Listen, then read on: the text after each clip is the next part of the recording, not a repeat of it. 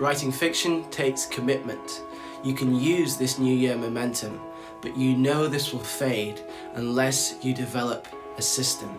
Before you know it, it will be 2025. Either you'll be in the same old place, or you'll look back on a successful year of writing. Which one will it be? Let me help you with these tips. Number 1, list all your boosters. Write down everything that gives you the writing feeling.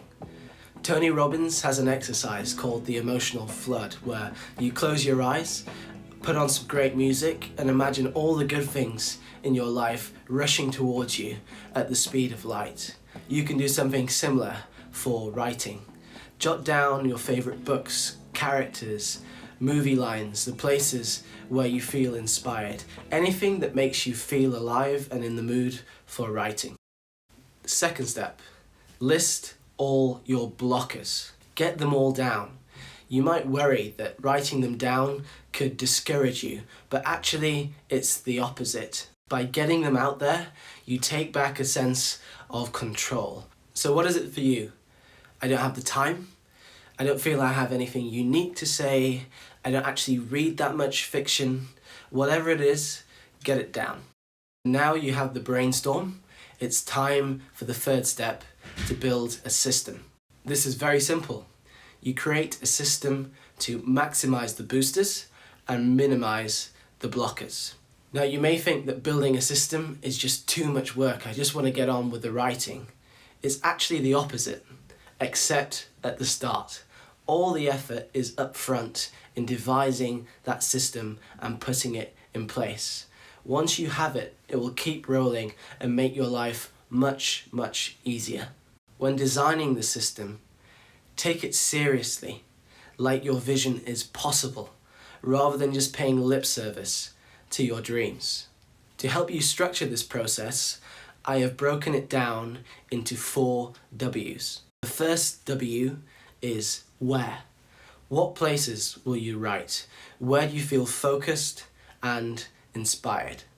The second is when. Monitor your day to find the times where you feel most inspired to write. Then think about how you can design your day to write at those times. If it is looking difficult, ask yourself, what would it really take to make this happen? If I did everything possible, what would that mean, and am I willing to do it? Does it, for example, mean a longer lunch break, but you work later into the evening? Or if you're most productive in the morning, does it mean going to bed half an hour earlier so you can get up earlier in the morning and have that time for yourself? The next W is why. This is the big one. Collect your role models. Collect quotes and images that will encourage you. What is the source of your desire to write? And build these into your routine. As an example, you could have a favorite quote at the top of the story you're working on, so every time you open that document, it hits you first. To take an anecdote from my own writing, I was writing a story that was set in a pool bar, and I was inspired by Paul Newman in the classic movie The Hustler. And there's an exchange where he is playing against his arch rival, Minnesota Fats, and he says to him, "You shoot a great game of pool, fat man." And he says, "You too, Fast Eddie." And I would just randomly repeat this to myself before I wrote. I would open this story and I would see edits and track changes everywhere and feel a little overwhelmed. But I would just repeat that mantra to myself, and it would make me smile, make me laugh and take off the pressure, remind me why I was doing it. The final W is well done. How will you reward yourself, and for what milestones? It could be something small. Say you commit to your routine for a week, you take yourself out for a meal, or it could be something much bigger.